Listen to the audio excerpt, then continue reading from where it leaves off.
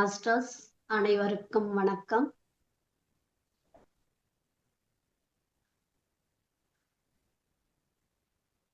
Pyramid இயக்கத்தின் ஸ்தாபகர் ஆன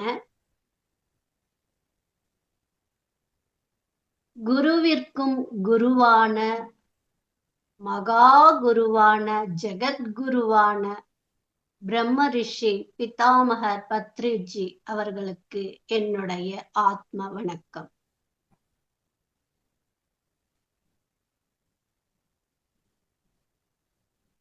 பிரம்ம ரிஷி பத்ரிஜி அவர்கள் சுவாசத்தின் மீது கவனம் செலுத்தி தியானத்தில் உட்காருங்கள் என்று சொல்லிவிட்டு அவர் வெறுமனே உட்காரவில்லை.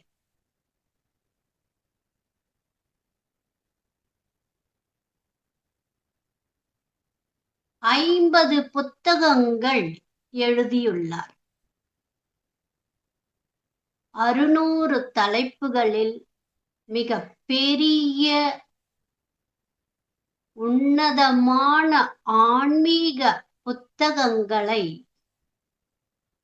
அவர் வீடியோக்கள் மூலமாக அந்த ஞானத்தை நமக்கு அளித்துள்ளார். 1000க்கும் மேற்பட்ட புத்தகங்களை ரெஃபரன்ஸ் செய்துள்ளார். லட்சக்கணக்கான புத்தகங்களை வாசித்து உள்ளார். இதற்கெல்லாம் என்ன காரணம்? ஏனென்றால் தெரிந்து கொள்ள வேண்டியது இன்னும் இன்னும் இன்னும் அதிகமாக உள்ளது. இந்த ஞானங்கள் அனைத்தும் சாஸ்திரத்தில் உள்ளது. தியான சாஸ்திரத்தில், ஆன்மீக சாஸ்திரத்தில் உள்ளது. ஒருபுறம் தியானத்தை விஞ்ஞான ரீதியாக ஆய்வு பல மேற்கொண்டபடி ஞானியர்களின் நூல்களை மற்றும் பிரமிட் அதனுடைய சக்திகளை அநேக ஆய்வுகளை மேற்கொண்டு நமக்கெல்லாம் இந்த பூமி முழுவதும் அளித்துள்ளார். பத்ரிஜி அவர்கள் கூறுகையில், இந்த உன்னதமான செயலை கைப்பிடிக்க மகத்தான பிராண சக்தி அவசியம் என்பதினால் 1 வருட காலம் நான் மௌன தியானம் தீட்சையாக கைப்பிடித்தேன் என்று கூறினார். அத்தகையான அற்புதமான பிராண சக்தியை பற்றி இன்று நாம் தெரிந்து கொள்ளலாம். பிராண சக்தி என்பது வெறும் மூச்சு காற்று அல்ல. அது உயிர் சக்தியின் சாரமும் நம் இருப்பை இயக்கும் உயிரின் தீப்பொறியாகும். நீங்கள் ஒரு உடல் அல்ல, ஒரு ஆற்றல் புலம்.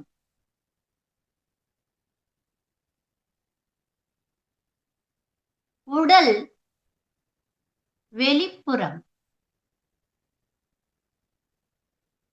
நீங்கள் ஒரு ஆற்றல் மிக்க எனர்ஜி ஃபீல்டு. இந்த படைப்பு, முழு படைப்பும் சக்தியால் நிரம்பியுள்ளது.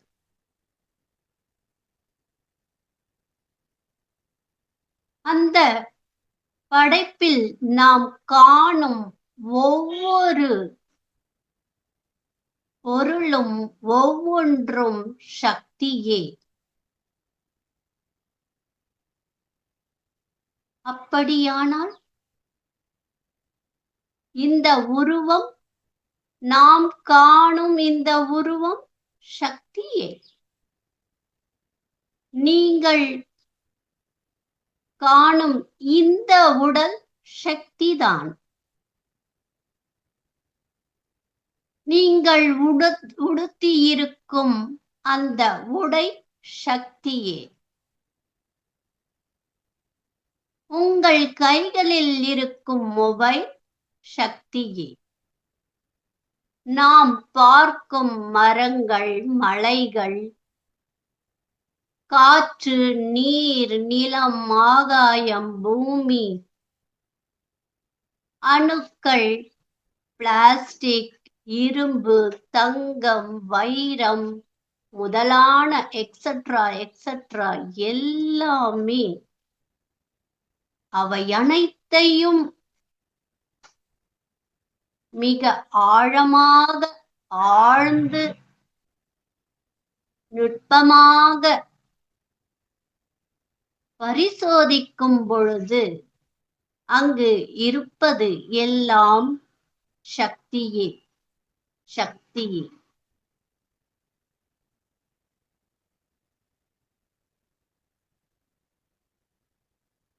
ஒரு முக்கிய கேள்வி, இந்த படைப்பு எங்கிருந்து உருவானது? இதற்கு சாஸ்திரங்கள் என்ன கூறுகின்றன?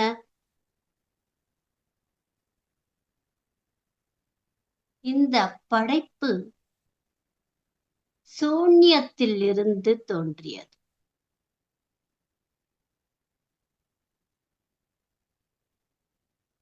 மிக பெரிய வெற்றிடத்தில் இருந்து தோன்றியது.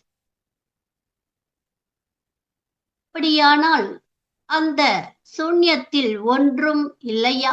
சக்தி என்பது இல்லையா என்று கேட்டால், அங்கும் சக்திதான் நிறைந்து உள்ளது. அது காணப்படாத சக்தி. மற்றொரு கேள்வி, எல்லா இடத்திலும் சக்தி நிறைந்துள்ளது என்று சொன்னீர்களே, சக்தி ஒரே வடிவில்தான் உள்ளதா என்றால் இல்லை, பல வடிவங்களில் உள்ளது. அதுவும் சக்திதான். அதை இயக்கும் மூல சக்தி பிராணசக்தி. அவை என்னென்ன? மின்சக்தி, எலக்ட்ரிக்கல் எனர்ஜி, காந்த சக்தி, மேக்னெட்டிக் எனர்ஜி, வெப்ப சக்தி, ஹீட் எனர்ஜி, ஒளி சக்தி, லைட் எனர்ஜி. இப்படி பல வடிவங்களில் அந்த பிராண சக்தியோடு இயங்குகிறது. இது நாம் காணும் வெளி உலகில் மட்டுமல்ல, நம் உடலுக்குள்ளும் அந்த சக்தி இயங்குகின்றது.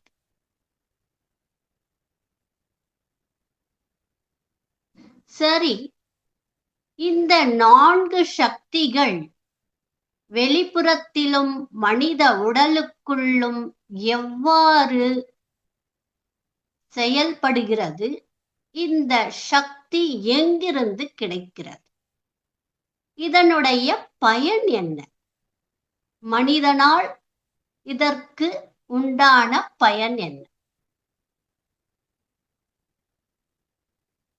முதலில் மின்சக்தி, எலக்ட்ரிக்கல் எனர்ஜி.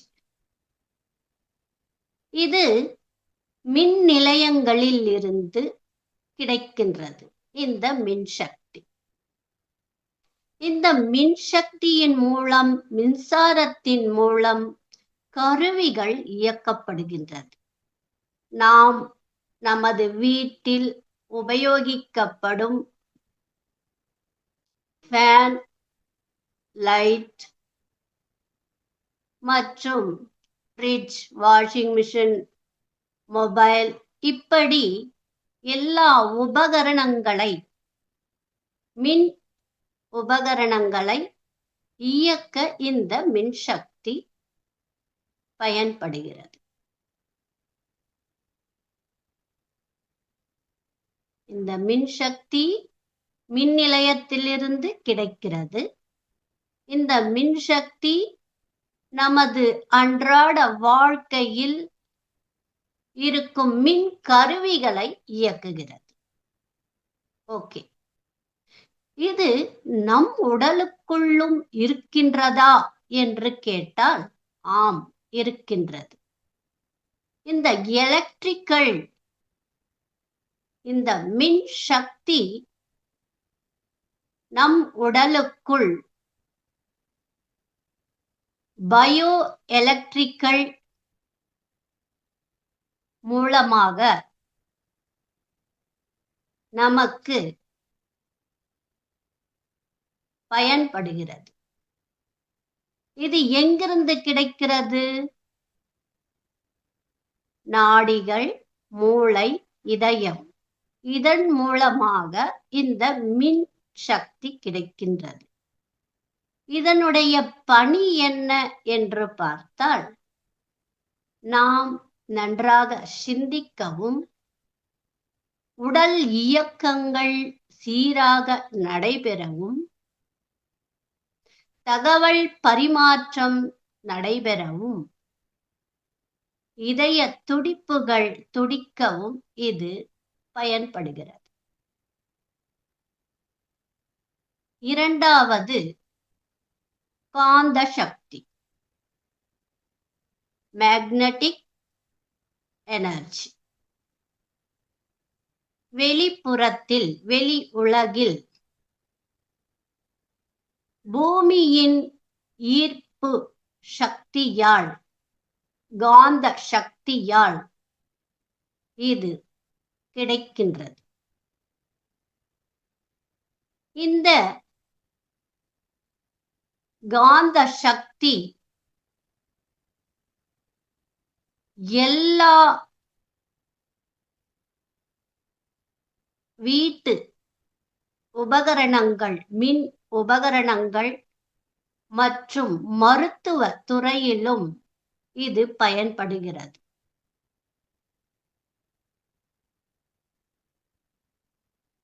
எக்ஸ்ரே, ஸ்கேன் முதலானவற்றில் இந்த மின்காந்தம் உபயோகிக்கப்படுகிறது.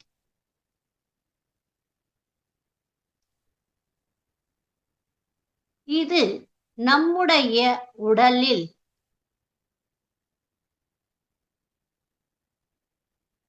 இந்த மேக்னெட்டிக் சக்தியானது நம் உடலுக்குள் பயோ மேக்னெட்டிக் ஃபீல்டாக வேலை செய்கிறது. இது மூளை, இதயம், நரம்பு போன்ற மண்டலங்களிலிருந்து கிடைக்கின்றது. இது மனிதனின் ஆறாவை வளர்க்கின்றது. மற்றவர்களுடைய ஆற்றலை கண்டறிய, அந்த ஆற்றலை ஈர்க்கும் திறனை கொண்டது.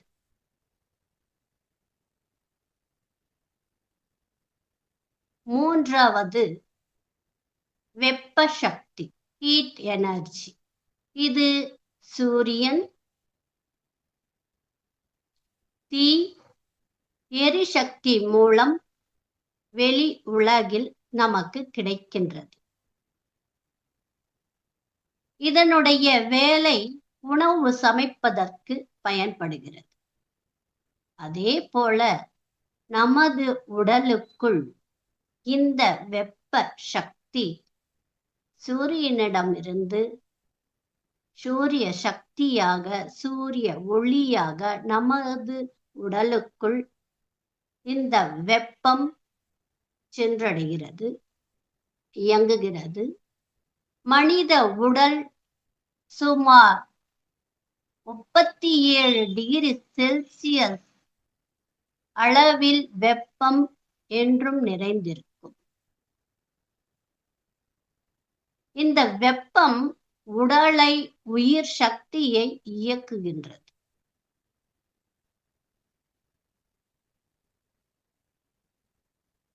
அதற்கடுத்து இந்த வெப்பமானது, இந்த அக்னியானது உணவை சக்தியாக மாற்றுகிறது.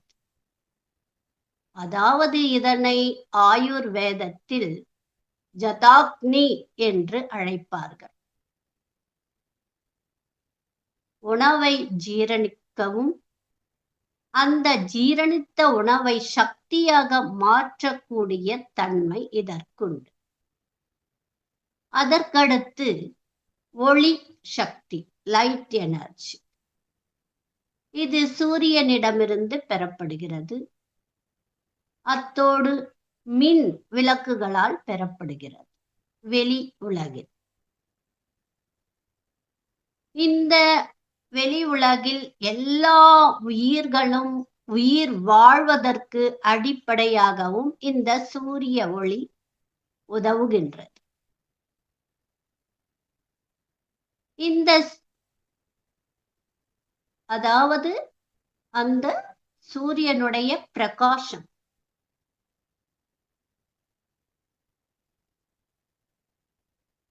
இந்த ஒளி, இந்த ஒளி சக்தி நமது உடலுக்குள் ஒரு அற்புதமாக உயர் சக்தியாக கிடைக்கின்றது.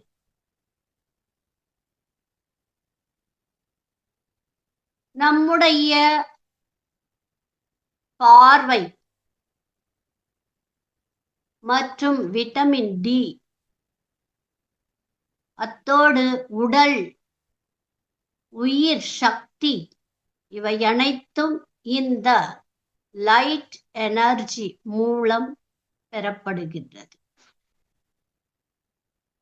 ஆக வெளிப்புறத்தில் இந்த 4 சக்திகள் கருவிகளை இயக்குகின்றது. மனித உடலுக்குள் அதே சக்தி பிராணனை, உயிரை இயக்குகின்றது.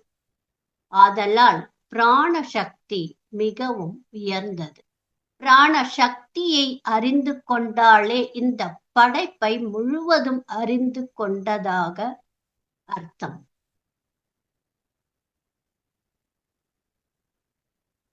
தியானத்தினால் இந்த பிராண சக்தியை அறிய முடியும்.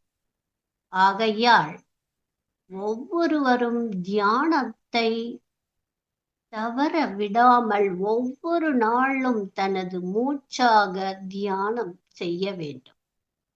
அப்பொழுதுதான் இந்த பிராண சக்தியினுடைய சிறப்பை நம்மால் உணர முடியும். தியானத்தின் பொழுது நம்முடைய அந்த பிராண சக்தியை அறிந்து கொள்ளவும் அதை வளர்த்து கொள்ளவும் நமக்கு மிகவும் உறுதுணையாக இருக்கின்றது. சக்தி பல இடங்களில் இந்த சிருஷ்டி முழுவதும் நிறைந்துள்ளது. ஆகையால் தியானம் மிக மிக அவசியம் நமது வாழ்க்கையில். மூச்சு என்பது வெறும் காற்று அல்ல, அது உடல் உயிர் சக்தி. உடல் ஓர் ஆலயம். உடல் ஓர் ஆலயம். அந்த ஆலயத்தை நிர்வகிப்பவர் ஒரு புரோகிதர் அல்லது பூஜாரி என்று அழைப்போம். அந்த பூஜாரியிடம்தான் கருவறையின் சாவி அவரிடம் இருக்கும். அவர்தான் அந்த கருவறையின் கதவுகளை திறந்து உள்ளே சென்று திரையை விலக்கி அங்கு தீபத்தை ஏற்றி இறை வடிவத்தில் உள்ள அந்த இறைவனை ஒளியால் காண்பிக்கும் பொழுது பக்தர்களாகிய மனிதர்கள் ஆனந்த பரவசம் அடைவார்கள். உண்மைதானே?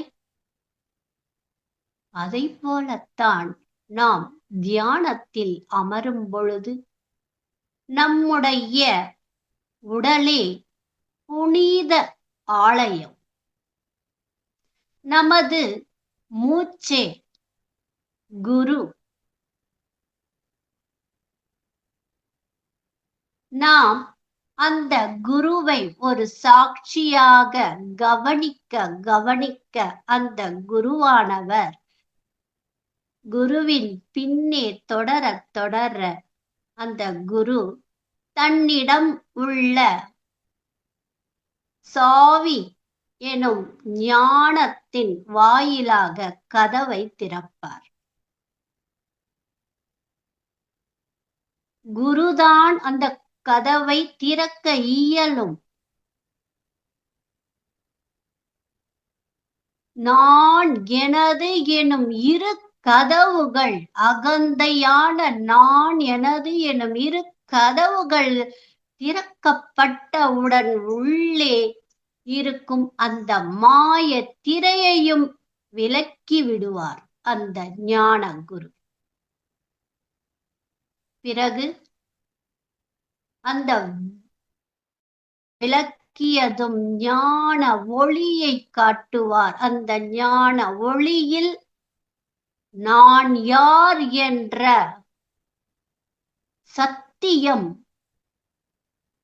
தரிசனம் கிடைக்கும். அந்த சத்திய தரிசனத்தினால் பரமானந்தம் அடைய பெறுவோம், ஞானானந்தம் அடைய பெறுவோம், சச்சித்தானந்தம் அடைய பெறுவோம். இது மிக அற்புதமான வழி. இந்த வழியின்றி வேறொன்றினால் நாம் இறைவனை காண இயலாது.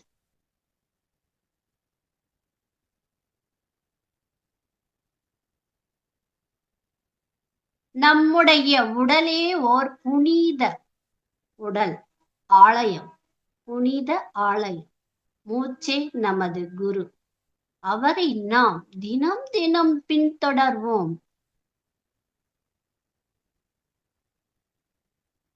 அவ்வாறு பின்தொடரும் பொழுது நாம் அந்த குவியல்களை, பொற்குவியல்களை, ஞான குவியல்களை நாம் கண்டு ஆனந்திப்போம்.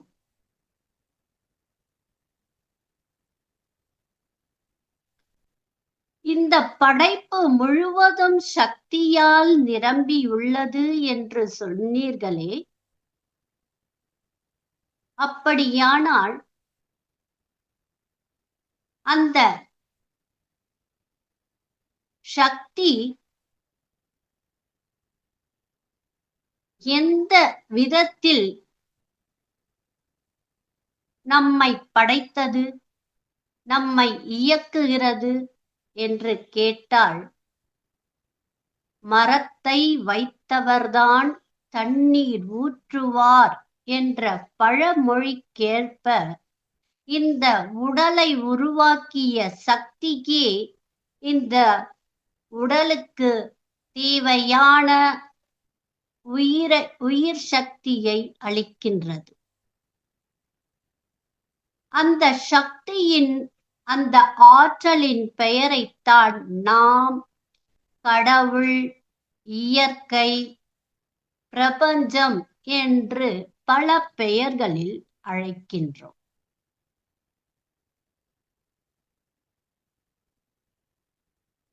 பிராண சக்தி சக்தி என்பது ஒரு புனித உயிர் ஆற்றல், பிரபஞ்சத்தின் உயிர். அந்த பிரபஞ்சத்தின் உயிரோடு நாம் இணையும் பொழுது அந்த பிரபஞ்சத்தின் முழு சக்தியையும் நம்மால் உணர முடியும்.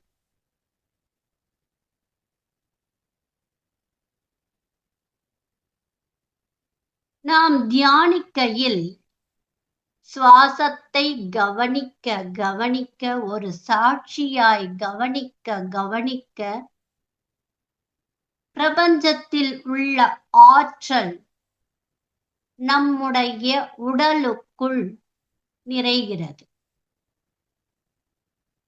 மனித உடல் 7 அடுக்குத் தொடர்களாக 7 சரீரங்களால் நிறைந்துள்ளது. இந்த 7 உடலுக்குள் 2வது உடலாக கருதப்படும் எதிரிக் உடலில்தான், பிராண உடலில்தான் இந்த ஆற்றல் வந்தடைகிறது. இந்த பிராண உடல் பௌதீக உடலையும் மற்ற 5 உடலையும் இணைக்கும் ஒரு பாலம். இந்த உடலில் சக்கரங்கள், நாடி மண்டலங்கள், பிராண சக்தி இதில்தான் நிறைந்துள்ளது.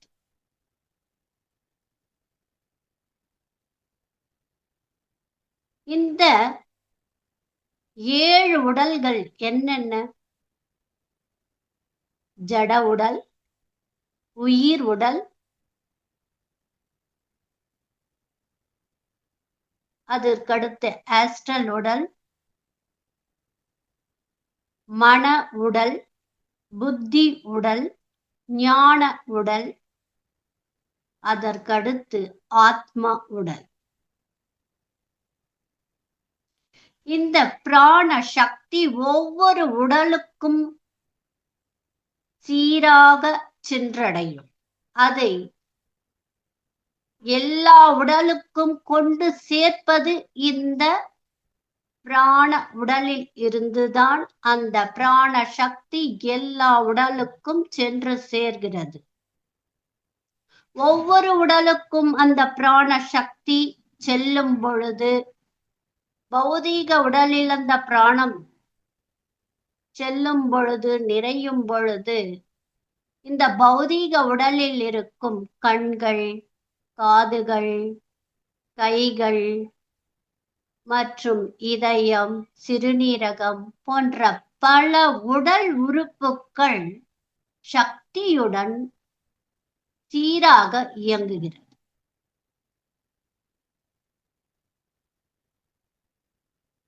உணர்வு உடலில் செல்லும் பொழுது அந்த பிராணன் உணர்ச்சிகளை சீராக்குகிறது. பிராணசக்தி சீராக இருந்தால் அன்பு மலரும், குறைந்தால் கோபம் அதிகப்படும். மன உடலில் எண்ணங்கள் நல்ல எண்ணங்களை உதிக்கச் செய்யும். இல்லை என்றால் அந்த பிராண சக்தி குறைபாடு ஏற்பட்டால் குழப்பங்கள், மனக்குழப்பங்கள், வேதனைகள், கவலைகள் உண்டாகும். புத்தி உடலுக்குள் அந்த பிராண சக்தி சீராக நிறைந்திருந்தால் புத்தி கூர்மையடையும்.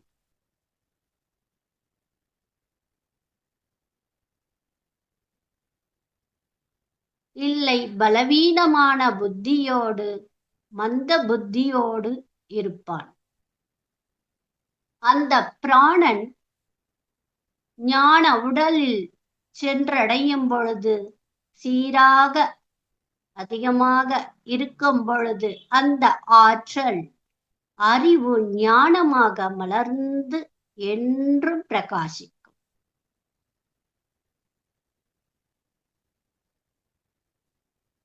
ஆத்ம உடலில் அந்த பிராணன் என்பது மறைந்து ஒரு அற்புதமான புனித தன்மையை, பிரகாச தன்மையை உண்டாக்குகின்றது.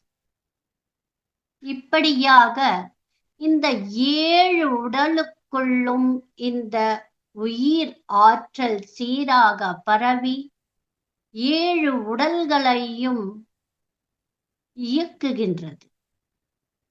எல்லா உடல்களையும் இயக்கும் மூல சக்திதான் பிராணசக்தி. இப்படியாக மகா ஞானியான முக்காலமும் அறிந்த யோகியான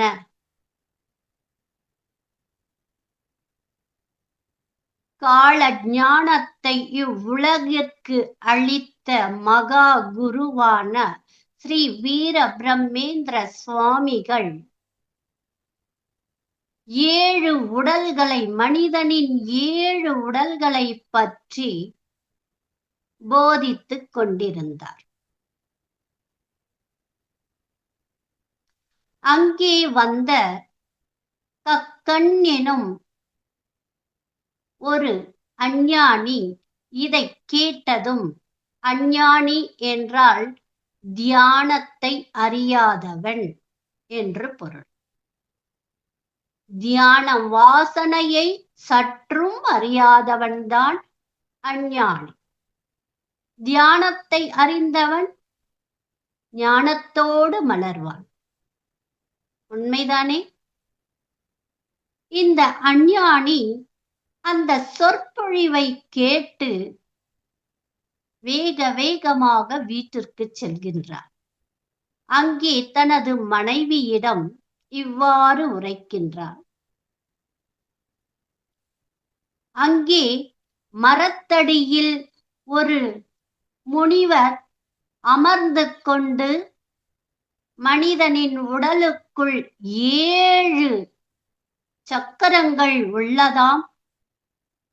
அந்த சக்கரங்களை நானும் பார்க்க வேண்டும் என்று தனது மனைவியிடம் கூறிக்கொண்டு ஒரு பெரிய கத்தியை கையில் ஏந்தி அந்த வீர பிரம்மேந்திர சுவாமிகள் சொல்லிய விளக்கத்தை அறையும் குறையுமாக புரிந்து கொண்டு, மூலாதாரத்தில் ஒரு சக்கரம் உள்ளது, வயிற்று பகுதியில் ஒரு சக்கரம் உள்ளது, மார்பு பகுதியில் ஒரு சக்கரம் உள்ளது, தொண்டை பகுதியில் ஒரு சக்கரம் உள்ளது, நெற்றி புருவ மத்தியில் ஒரு சக்கரம் உள்ளது, தலையின் உச்சி பகுதியிலும் ஒரு சக்கரம் உள்ளது என்று எண்ணத்தை மனதில் பதித்து கொண்டு ஒவ்வொரு இடமாக வெட்டி வீழ்த்துகிறார். உறுதிகள் ஆறாக ஓடிச் செல்கிறது. மனைவி பிணமாகின்றார், இறக்கின்றார். அவன் செய்வதறியாது ஐயகோ என்று கதறி அழுகின்றான். அந்த பொல்லாத முனிவர் பேச்சை கேட்டு, நான் இவ்வாறு நடந்து கொண்டேனே, எனது மனைவியை நான் இழந்து விட்டேனே என்ற பெரிய கோபத்துடன் அங்கிருந்து அதே அரிவாளை கொண்டு வந்து பிரம்மேந்திரர், வீர பிரம்மேந்திரர் முன்பாக நிற்கின்றார். நீ ஒரு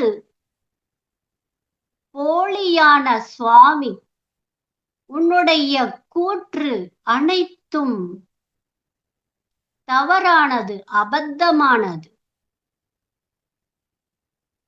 பொய் உரைக்கின்றாய்.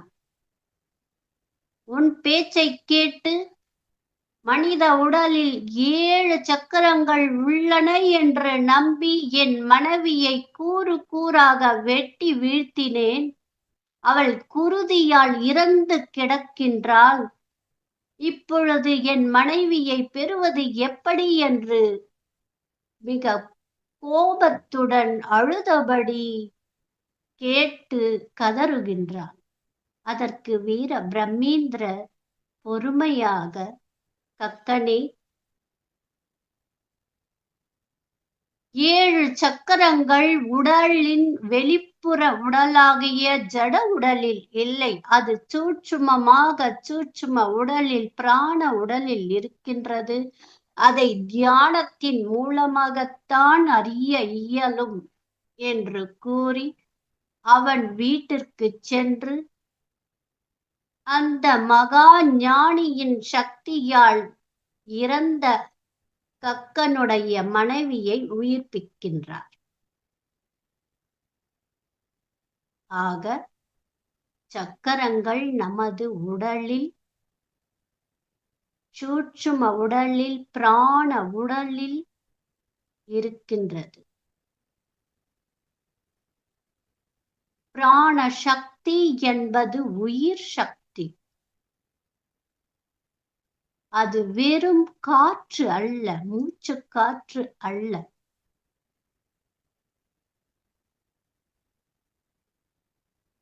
அந்த பிரபஞ்சத்தின் உயிர், அந்த பிரபஞ்சத்தின் உயிரை ஒரு சாட்சியாக நாம் கவனிக்கும் பொழுது நாம் விழிப்புணர்வுடன் கூடிய ஒரு ஆத்மாவாக பிரகாசிப்போம் என்று கூறி இந்த அற்புதமான வாய்ப்பை அளித்த குருமார்கள் அனைவருக்கும் நன்றி கூறி விடைபெறுகிறேன். வணக்கம்.